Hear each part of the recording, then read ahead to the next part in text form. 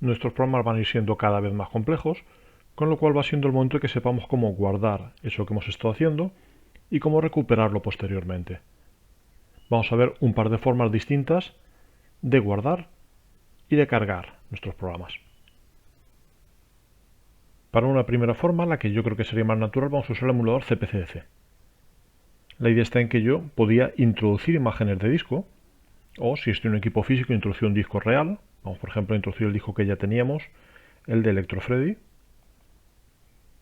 Sabíamos que con cat veía lo que había dentro de ese disco y sabía también el espacio libre, en este caso 159K. Pues yo puedo crear un programa, por ejemplo, una línea 10 que escriba el texto hola, y si quisiera guardarlo ahí, simplemente lo que haría es poner save y un nombre, por ejemplo, saludo. El problema es que estaría estropeando, digamos, un disco que tenía juegos. Podría hacerlo. Podría hacerme una copia de ese fichero DSK y borrar de ella lo que eran los fragmentos del juego. Veremos dentro de un momento cómo hacerlo. Pero una alternativa mejor que permiten algunos emuladores es directamente crear al vuelo una imagen de disco nueva. En el caso de CPCC, el menú File, tengo un crear un disco en la unidad A. Me pregunta un nombre, lo pongo por ejemplo prueba. Y si ahora pongo cat, me dice que ese disco está vacío, que tiene 178K, que era el límite usando los formatos estándar. Pues ahora vamos a comprobar que mi programa sigue en memoria, pongo list. Y si yo ahora pongo la orden que ya hemos anticipado, save y entre comillas un nombre de no más de 8 letras y sin espacios, por ejemplo, saludo. Cuando ahora vuelvo a poner cat, en mi disco hay un fichero de 1K, con lo cual quedan 177 en vez de 178 K libres. Yo ahora puedo borrar el programa con new, pongo list y veo que no hay nada, pero lo puedo volver a cargar. Puedo poner quiero cargar con load ese tal saludo. Como ya hemos visto anteriormente, no hace falta que indique el .bas. Puedo poner saludo.bas, es decir, saludo que es un programa en BASIC, pero si no pongo el .bas, incluso si no cierro las comillas, aún así funcionará. Lo hago y en un par de segundos ya puedo poner list y ver que realmente mi programa está ahí, que no lo he perdido. De modo que esa es una primera forma de guardar información. Dentro de ficheros DSK, el problema es que ocurre si yo ese fichero me lo quiero llevar luego para editarlo desde mi ordenador anfitrión. Eso será un poco más complicado. Hay utilidades que permiten manejar ficheros DSK, pero es un paso adicional un poco complicado, con lo cual veremos ahora otra alternativa. Pero antes de ver esa alternativa, quiero que conozcas un detalle más. Pulso New y ya sabíamos que los programas se podían lanzar con run comillas. Vamos a verlo.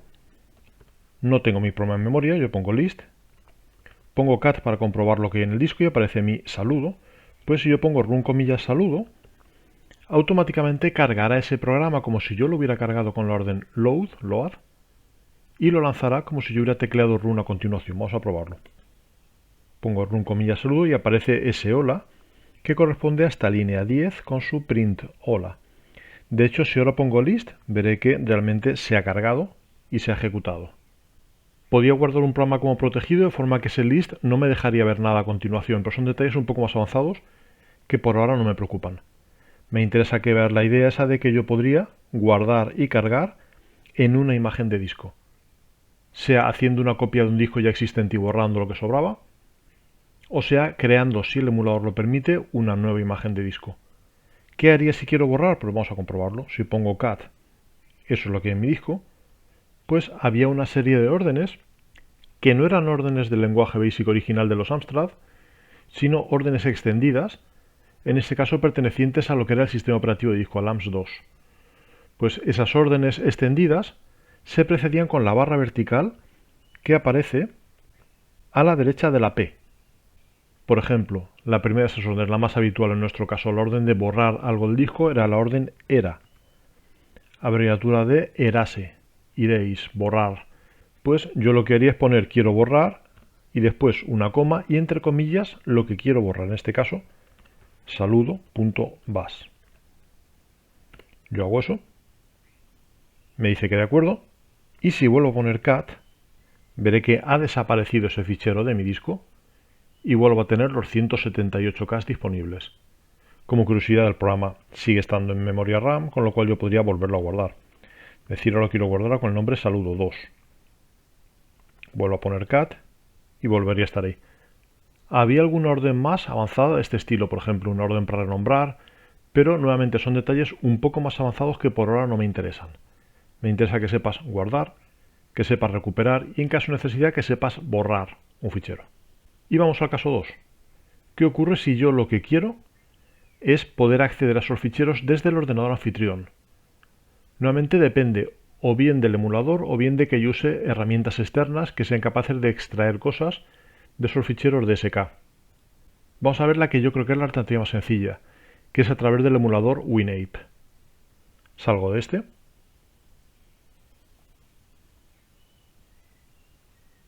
Lanzo WinApe. Y este emulador concreto tiene un par de características muy interesantes. Primera característica.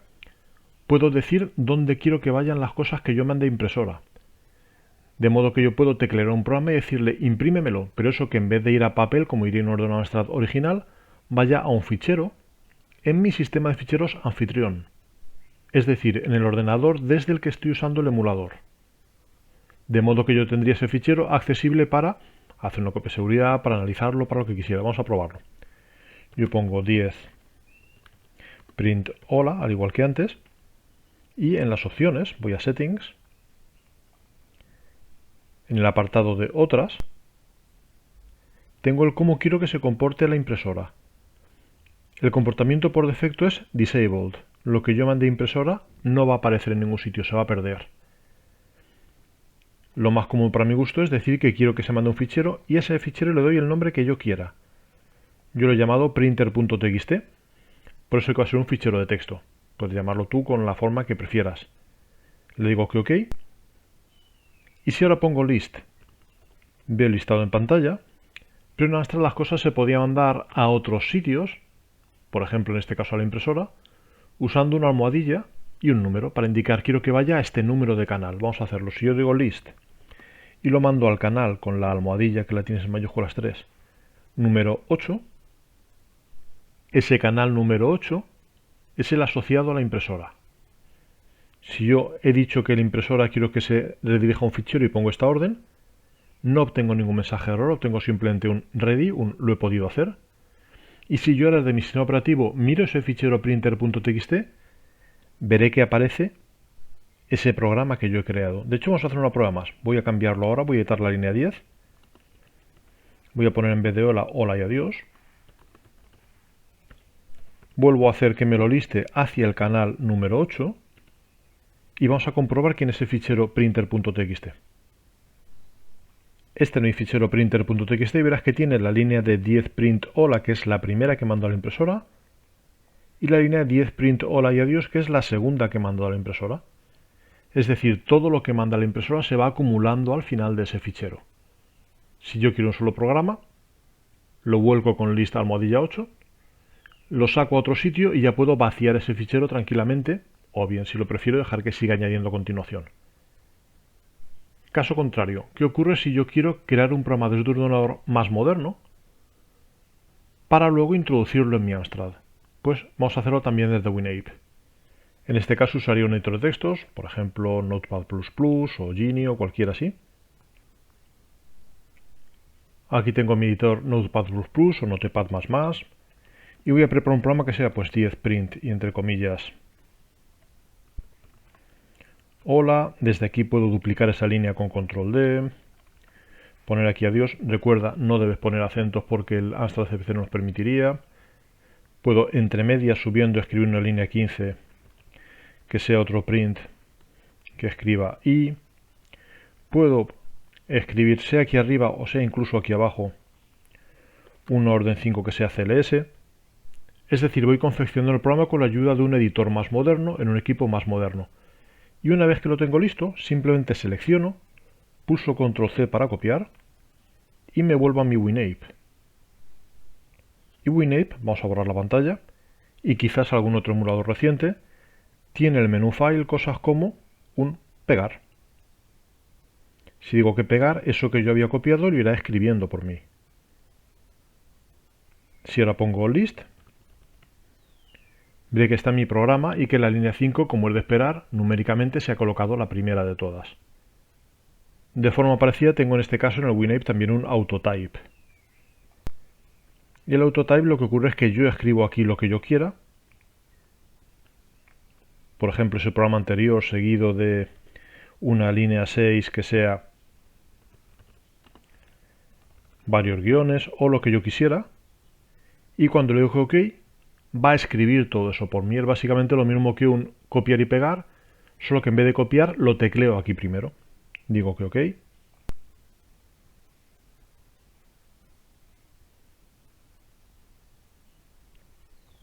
Listo. Y está mi programa. Pues esta es la otra alternativa. Si el emulador lo permite, podré llevar cosas al ordenador anfitrión y traer cosas desde el ordenador anfitrión. Una alternativa que permitía el CPCE, el precursor del CPCEC, es que podía mapear la unidad de cinta a una carpeta de mi ordenador. Aparecía una opción que era Tape Bypass. Vamos a verlo. Este es el CPCE, el precursor del CPCEC, del mismo autor, de César Nicolás González, y en el menú opciones tenía un apartado muy interesante que era el Tape Bypass.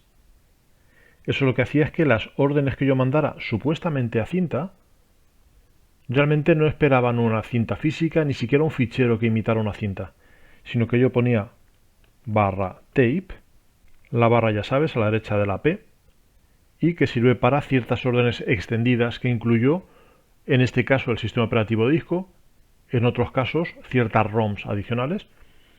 Pues si pongo barra tape, todo pasa a funcionar en cinta en vez de en disco, a pesar de que estoy con un equipo de 128K, con un equipo de disco. Y como está marcada la opción de Tape Bypass, si yo ahora pongo algo parecido a antes, print hola, y pongo quiero que me guardes ese fichero con el nombre saludo.bas, lo guardará en el sistema operativo anfitrión. Un truco adicional que es necesario en ese caso es decirle la opción A, de que quiero que lo guarde como ASCII, como texto puro, porque si no se guarda comprimido. Cosas del estilo de que la orden print, en vez de aparecer un print, aparecerá un número que representa el código de esa orden. ¿Vale? Si ponemos coma A será totalmente legible. Vamos igual que antes a nuestro sistema operativo y vemos que dentro de una subcarpeta, en este caso en concreto en la carpeta File, me ha guardado un saludo.bas que contiene mi programa como texto legible. De la misma forma yo podría editar ese fichero y entonces si ahora aquí pusiera que quiero cargar ese tal saludo, como he indicado la opción de que se haga a partir de cinta y tengo indicado que quiero esquivar la cinta como tal, lo cargará de mi sistema de archivos anfitrión, desde mi sistema operativo en el que tengo instalado el emulador. ¿Vale? Es un uso un poco más avanzado. La idea que me interesa que sepas es, por una parte, que puedo guardar y cargar en ficheros DSK, en imágenes de disco. Por supuesto, puedo en un equipo real introducir un disquete y guardar en ese disquete. Y que en ciertos emuladores puedo incluso hacer que ese fichero no quede en un fichero DSK, sino como parte de mi sistema operativo anfitrión. Con lo cual puedo teclear programas con más rapidez con editores modernos, comprobar que todo parece correcto y entonces traérmelos rápidamente a mi emulador para probarlos. Como ejercicio propuesto vamos a intentar uno un poco más difícil de lo habitual. Vamos a intentar uno que use la orden for para mostrar en pantalla los números del 10 al 20, pero solo los números pares. Que además incluye una orden if, de modo que se muestren todos los pares del 2 al 20, menos el 10. Y cuando hayas teclado ese programa quiero que lo guardes. Tú decides si como parte de un fichero DSK, si lo intentas guardar al sistema operativo anfitrión. La forma exacta dependerá por completo de si estás en equipo físico, de si eso es un emulador y de qué emulador concreto. Pero quiero que lo intentes, que hagas un programa un poco más complejo y que trates de guardarlo.